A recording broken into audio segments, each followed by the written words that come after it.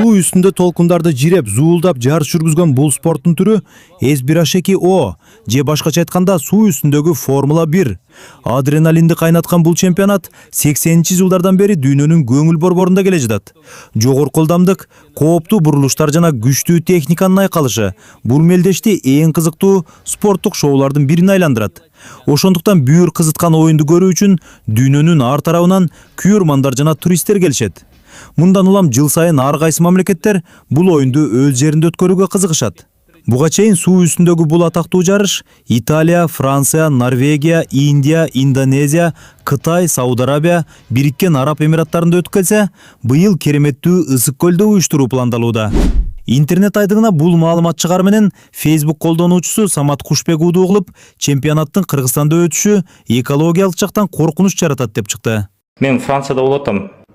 Болбосо ошо федерациясынчы барып эле айтмакмын.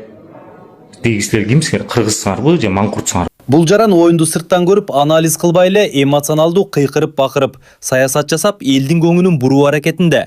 Көз карандысыз дейт. Мындай көзөмөл болуп турат. Эртең менен анан ошол өткөн үчүн Ачындыгында бул оюнда колдонулуучу катерлер кадимки катерден алда канча айырмаланат.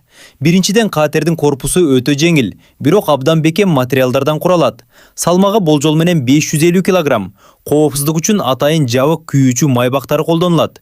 Техникалык стандарттар эл аралык регламенттердин негизинде жөнгө салынат.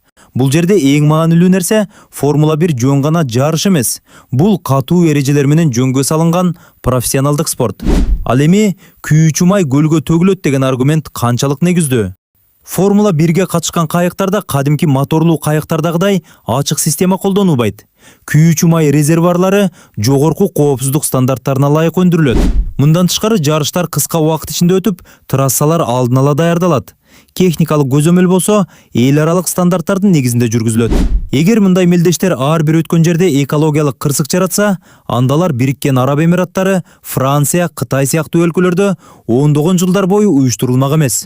Эгерде логикалык жактан карай турган болсок, ансыз деле жайкы мезгилде көл үстүндө миңдеген гидроциклдер, жеке катерлер, моторлуу кайыктар жана эс алуучу яхталар каттайт. Алардын көпчүлүгү эл аралык чемпионаттардагыдай катуу техникалык көзөмөлдөн өтпөйт. Мындайча айтканда, алардын айрымдарынан мотор майы же күйүүчү май сууга агып кетпейт дегенге кепилдик жок. Эмне үчүн өнүккөн мамлекеттер суу үстүндө мындай мелдештерди өткөрүүгө кызыктар? Себеби бул жөн гана спорт эмес, бул дүйнөлүк реклама. Ири спорттук иш-чаралар өлкөнүн туристтик брендин дүйнөгө жайылтат.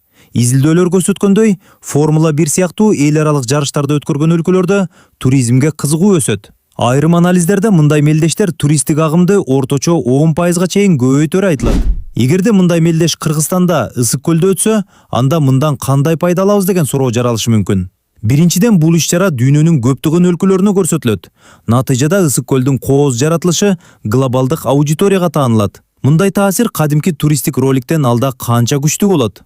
Экинчиден Кыргызстан көбүнчө тоо туризми менен гана белгилүү. Ал эми мындай эл аралык чемпионат өлкөнү спорттук туризм, премиум эс алуу жана эл аралык фестивалдык форматтагы багыт катарында таанытат. Үчүнчүдөн бул өлкөнүн уюштуруучулук мүмкүнчүлүгүн көрсөтөт.